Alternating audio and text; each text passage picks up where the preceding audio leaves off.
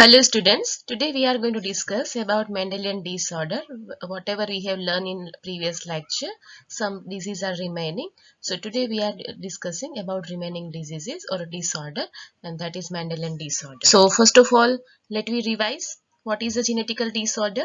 Genetical disorder are the disorders that is due to a change in genes or chromosomes. So that may be a genes related or a chromosome related changes or modification, and as a result of that, whatever condition, whatever situation is arise, that is called genetical disorder. And in previous lecture we have already discussed about Mendelian disorders. So this genetical disorder can be divided into two groups: Mendelian disorder and chromosomal disorder. So today we will continue with the Mendelian disorder. In previous lecture we have already discussed about hemophilia and color blindness, and in today's lecture we are going to discuss about thalassemia, sickle cell anemia, phenylketonuria, and cystic fibrosis. So today we will complete with the Mendelian disorder, and in next lecture we will discuss about chromosomal disorder. So first of all, let me start with the sickle cell anemia. What is a sickle cell anemia? This is an autosomal link recessive trait. So you must be remember which type of this disorder is that. So it is autosomal. It is not sex link, right? So this inheritance is different than the hemophilia and the color blindness. Okay, pedigree is also different than the hemophilia and color blindness. This is autosomal link recessive trait. Okay, it can be transmitted from parent to offspring when both the parents are carrier. Okay, so if both the parents are carrier, heterozygous, in that case also it will be transmitted from parent to offspring. The disease is controlled by pair of allele, and that pair of allele is indicated as HBA and HBS. Okay, so it is controlled by HBA and HBS. This is a normal one. HBA is a normal gene and this one is a sickle cell anemic gene. Okay, so homozygous dominant. This one is a homozygous dominant, HBA and HBA. Okay, and that is a normal phenomena. Then this person do not have any kind of sickle cell anemia disease, and such a condition, in this condition here, heterozygous condition, HBA and HBS. This one is a recessive gene and responsible for causing sickle cell anemia condition. Okay, so here heterozygous condition HBA HBS is indicated as a carrier. They do not show any kind of sickle cell anemia disease, but they can transfer the disease, okay, to next generation. That's why it is indicated as a carrier or a sickle cell trait. Okay, and homozygous recessive, here you can see HBS. This is the condition when person show a symptom of a sickle cell anemia, and he or she will be affected with the sickle cell anemia disorder. Okay, so this is the condition. You must be noticed that whenever it is this, you can see this is a dominant gene. If homozygous dominant is there, then person is a normal. Then heterozygous, you can see person will be carrier, and in condition where this homozygous recessive combine, here you can see HBS, this condition is result into sickle cell anemia affected person. So let me discuss more about this defect. The defect is caused by substitution of glutamic acid. See here, this is the sequence of a protein, okay, which is responsible for the, you can see here, this is a HBA peptide and this is responsible for HBA peptide formation. Okay, each indicating as a amino acid. So here you can see the sequence. Okay, total here you can see valine, histidine, leucine, threonine, proline, glutamic. Okay, so you can see this sequence. So normally this is the sequence. Okay, 1, 2, 3, 4, 5, 6 position is a glutamic acid. Okay, somehow what happened in this condition, due to some point mutation, what happened, this glutamic acid containing gene is disordered and defected. As a result of that, what happened, see this is the GAG. Okay, normally what is that, GAG was there. Okay, but due to some problem, what happened, it converts something, and as a result it will now code for the valine. Okay, so it will code for the valine. So as a result of that, this glutamic acid is replaced by valine, and if it is replaced by valine, then it is responsible for causing sickle cell anemia. That's it. Okay, so this person is a normal, and this person, just because of only one amino acid, this person is now suffering from sickle cell anemia. Okay, so here let me discuss that. The defect is caused by substitution of a glutamic acid. It will replace by the valine, okay, at the 6th position of a beta globin chain. You know very well, hemoglobin is made up of 2 chains, beta globin chain and alpha globin chain. So here you must be remember, here a change or a modification occur in the beta chain of a hemoglobin. Okay, and this is due to single base substitution. Here a single base substitution, and you know very well, whenever single base substitution occur, that is called point mutation. So here sickle cell anemia is an example of a point mutation. Okay, because 6 codon of a beta globin gene will be affected, and it convert from GAG to GUG. Okay, and this is due to just a single base substitution at 6 codon. Okay, so beta globin gene will convert into, it will have a GAG converted into GUG, and just because of GAG is responsible for glutamic acid.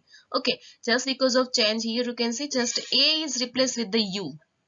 Here you can see notice the change. Okay, very minor changes. This is more point mutation change. Okay, A is replaced with the U. As a result, what happened is GAG codon is responsible for glutamic acid, and this GUG is responsible for valine. Okay, that minute change will responsible for causing sickle cell anemia in a person. Okay, here you can see this is a normal chain. Okay, CTC and GAG. Now mRNA this form is a GAG. You can see. Okay, and here chain will be different. So this is the condition in a sickle cell anemia. So the mutant hemoglobin molecule undergoes polymerization under low oxygen tension. Okay, so what happened as a result of this chain formation, mutant chain formation? What happened? Mutant hemoglobin molecule undergoes polymerization, okay, under low oxygen tension, and if low oxygen tension is there, it will cause the change in a shape of a RBC. This is a normal RBC, you can see. Okay, this is a round shape RBC, a bag-like structure, but due to tension, due to oxygen tension, it will cause change in the shape of RBC. And now shape of RBC become biconcave, means it become sickle cell like. You can see here sickle shape. This cell, this shape is called sickle shape.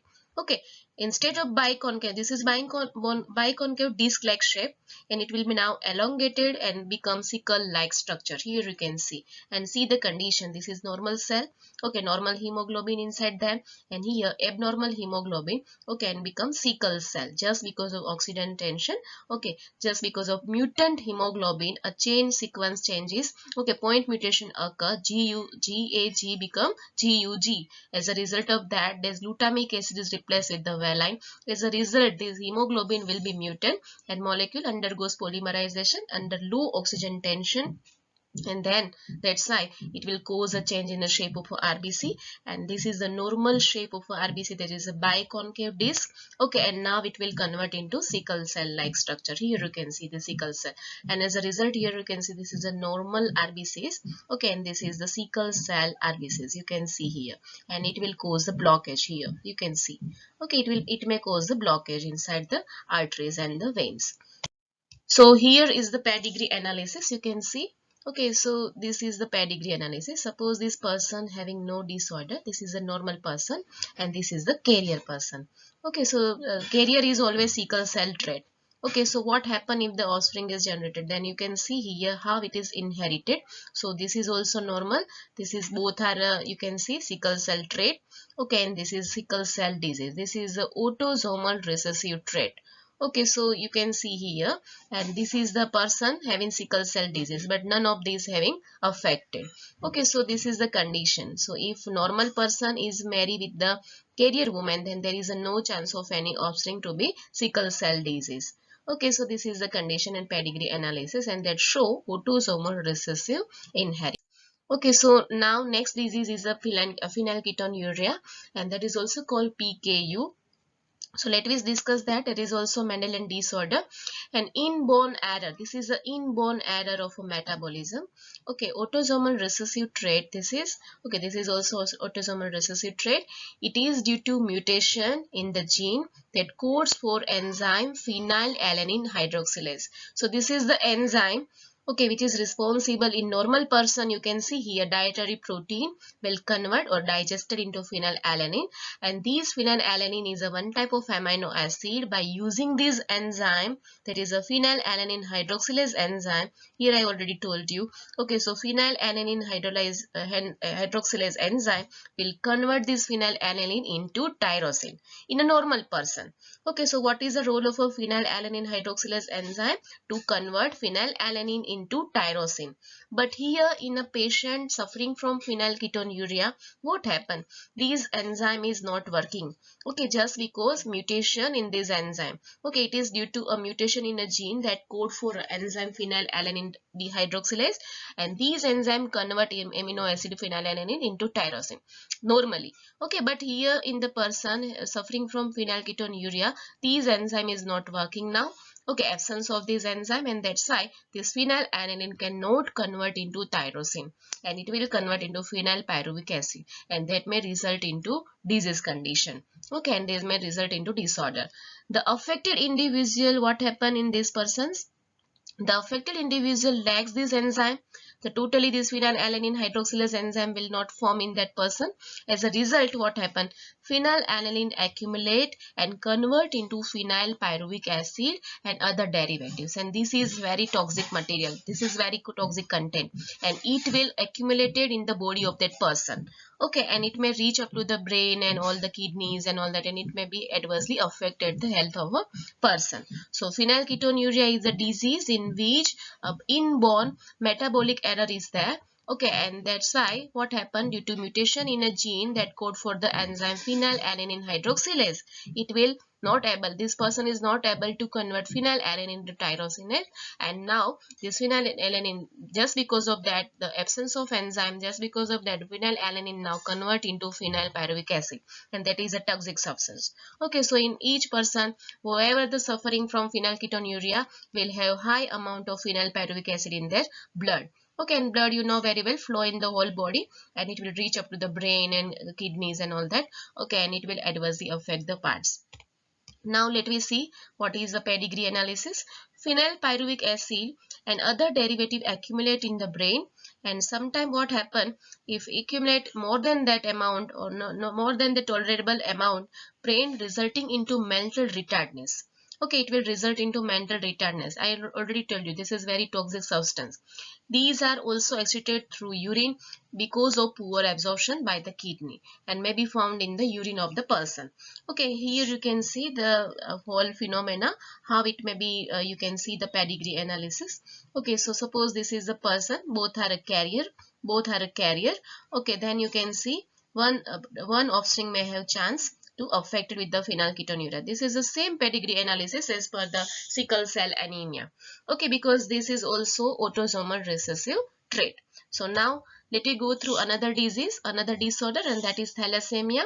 It is an autosomal link recessive disease. This is also autosomal link recessive disease. So you have to study this thalassemia, then phenylketonuria, then if you study the sickle cell anemia, all will have same pedigree analysis, all have same results.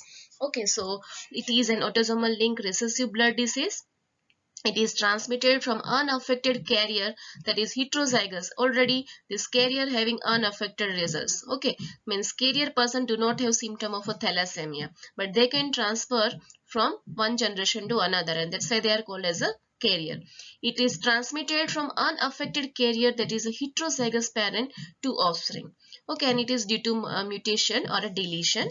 It results in reduced synthesis of one of the alpha or a beta globin chain. So you must be very clear here what happened in case of a sickle cell anemia. Beta globin chain was affected, right? But here what happened? It will reduce the synthesis of one alpha or a beta globin chain.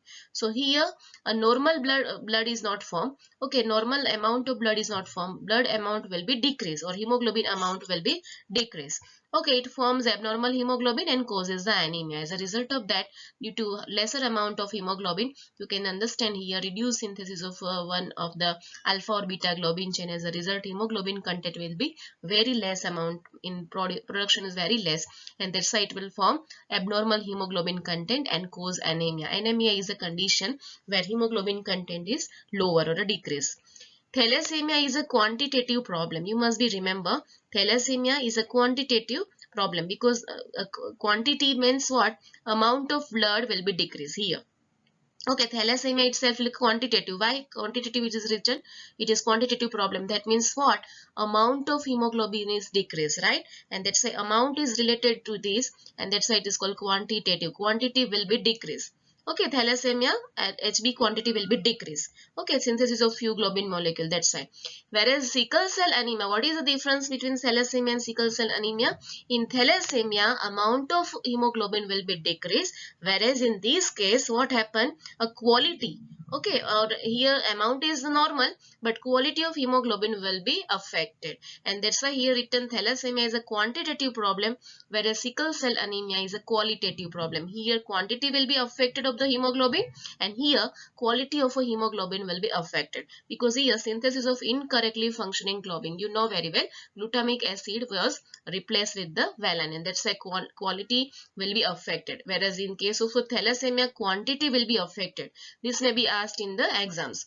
Okay, so you must be remember which one is a qualitative and which one is a quantitative. Okay, so next let me discuss more about the thalassemia. Based on the chain, affected thalassemia are of two types. You must be remember, thalassemia may be of two kinds, alpha thalassemia and beta thalassemia. Okay, so let me discuss first about the alpha thalassemia. Here what happened, you know very well, hemoglobin is made up of two type of chains, alpha chains and beta chains, right? So here what happened, production of alpha globin chain is affected. Okay, so if alpha globin chain related production is affected, then such a thalassemia is called alpha thalassemia. Okay, it is controlled by two closely linked genes, and that genes are HbA1 and HbA2.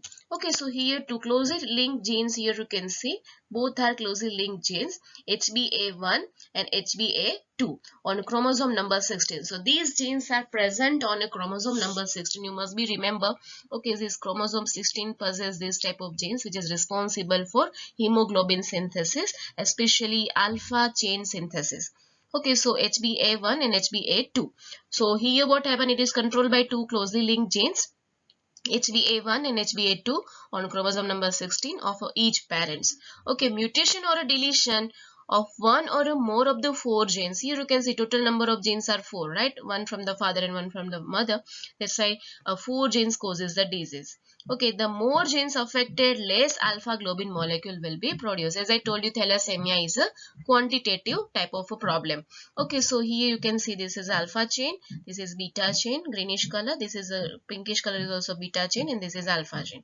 Okay, so red blood cell, and inside the red blood cell there all content of hemoglobin is present, and it will be affected. As a result of this type of alpha thalassemia, what happens is alpha chain synthesis will be affected by this disease. Okay, just due to a mutation in HbA1 gene and HbA2 gene. As a result, what happens, just beta chain amount will be increased inside the red blood cell. As a result, whole amount of hemoglobin will be affected, and that's why it is called quantitative problem.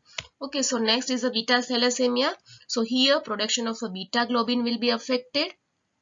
Okay, and it is controlled by a single gene. So here two genes are not responsible. HbA1 in the case of alpha thalassemia, HbA1 and HbA2 both are responsible, but here only one gene present on the chromosome number 11. It is present on the chromosome number 11, that is HBB. So here these synthesis, beta globin chain synthesis is just controlled by HBB genes, okay, of each parent. Mutation of one or both genes causes this disease. As a result, what happen, if mutation occur in HBB genes of both chromosomes, so you see, so as a result what happen, this beta chain synthesis will be affected, and only alpha chain will be normally produced, and as a result red blood cell will have only alpha chains of hemoglobin. As a result, hemoglobin content will be decreased. Okay, and that's why it is also called thalassemia. I already told you, thalassemia is also called quantitative type of a problem. Okay, and qualitative is a sickle cell anemia.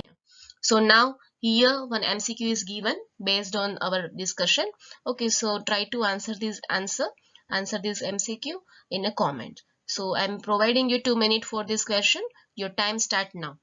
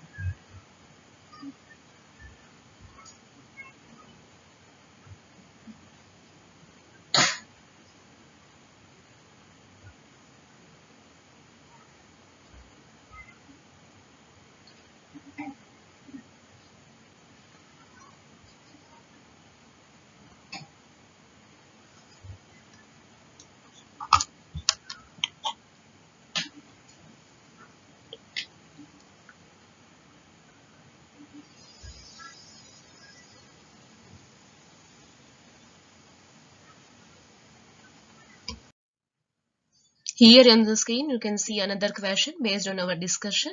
Just try to answer it in a comment. Your time start now.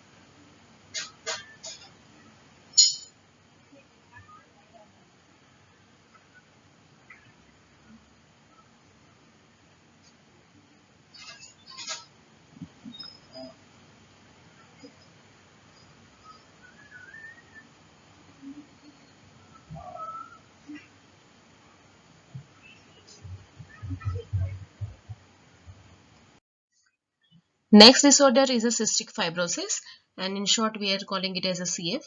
CF is the most common life-limiting autosomal recessive disorder. So this is also autosomal recessive disorder in a wide population. Okay, and CF is a chronic, progressive and frequently fatal genetical disorder of the mucous gland. Okay, and affected the respiratory and digestive system. Here you can see the airways. This is clear in the normal person, and here a cystic fibrosis you can see. Okay, so as a result, what happen? Affect the respiratory and digestive system in a children and young adults. Okay, and our average person has a lifespan of 40 years. If person is suffering from cystic fibrosis, then only they can live up to 40 years with the right treatment. Okay, along with the treatment, they can only live up to the 40 years. So you can see the condition. This is the healthy airway in a normal person, and this is a cystic fibrosis in a cystic fibrosis person.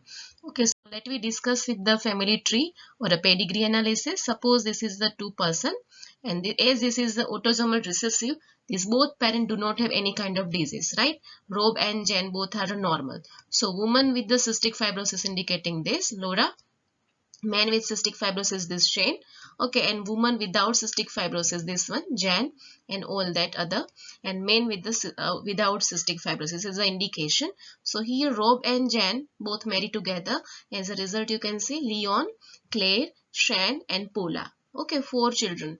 Okay, then you can see out of these 4 only one Shane got the disease. Okay, and this is autosomal recessive disease. You can understand both parents are heterozygous, and as a result only these person Shane got the both defective genes. Rest other is a normal. Okay, and here you can see Claire will marry with the normal person Owen, and as a result both children is a normal. Whereas here what happened, Paula and Kate. So it may be possible here Paula and Kate both are recessive, okay, or carrier of the cystic fibrosis. Then only Laura get the disease. So this is a family tree, or we can say pedigree analysis. By using this type of pedigree analysis, you can get the idea which type of disease is that autosomal recessive trait. Okay, so here this family tree may be applied to sickle cell anemia also. This family tree may be applied to this thalassemia also, phenylketonuria and cystic fibrosis, because all are autosomal recessive traits. So here is your homework for today's lecture. Okay, and before we finish this lecture, let me summarize all topic by using one animation video. So look at this video. Another widely studied Mendelian disorder is sickle cell anemia, which affects red blood cells or RBCs. It is a lifelong disorder where the RBCs turn into a rigid sickle shape, which reduces their flexibility, thereby leading to several health complications. This disorder also reduces the life expectancy of the affected individual.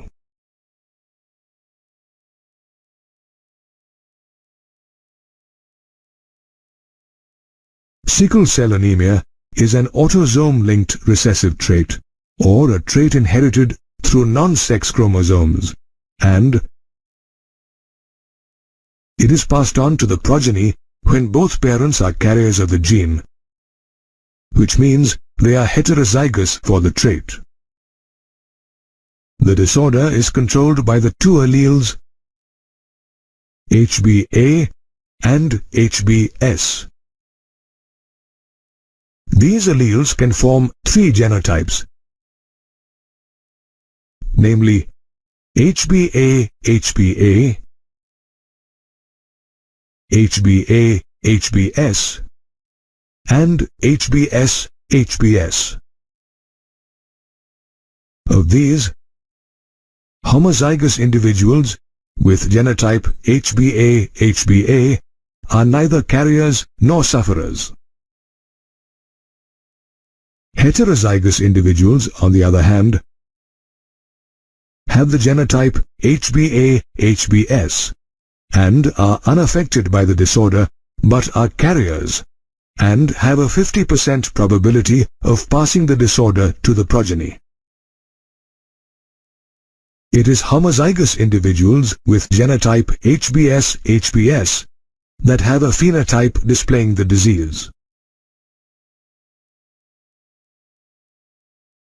Sickle cell anemia is caused when glutamic acid is substituted with valine at the 6th position of the beta-globin chain of a hemoglobin molecule. The code for amino acid is present on the beta-globin gene, where GAG coding for glutamic acid in a normal gene is substituted with GUG coding for valine in a sickle cell gene. Now, under low oxygen tension, the mutant hemoglobin molecule undergoes polymerization, which changes the shape of the RBC from a biconcave disc-shaped structure to an elongated sickle-shaped structure.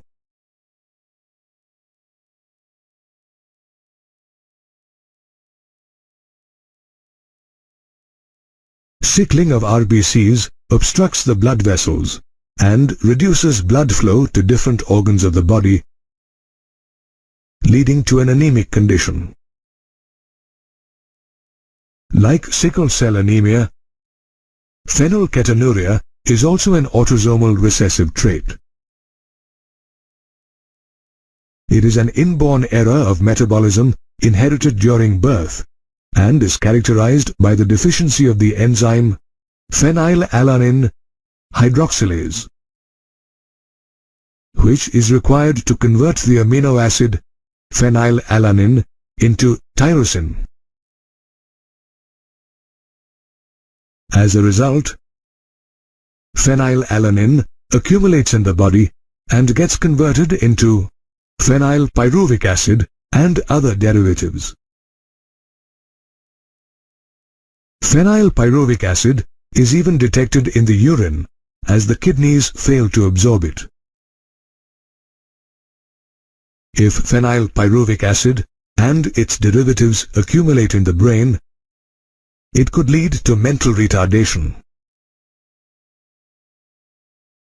To avoid such a situation, a diet low in phenylalanine is usually recommended for patients suffering from phenylketonuria. Thus, Mendelian disorders occur due to a mutation in a single gene, and a pedigree analysis helps determine the trait in question. In next lecture, we will have Chapter 5 MCQ Test 6. So be well prepared. Until that, goodbye.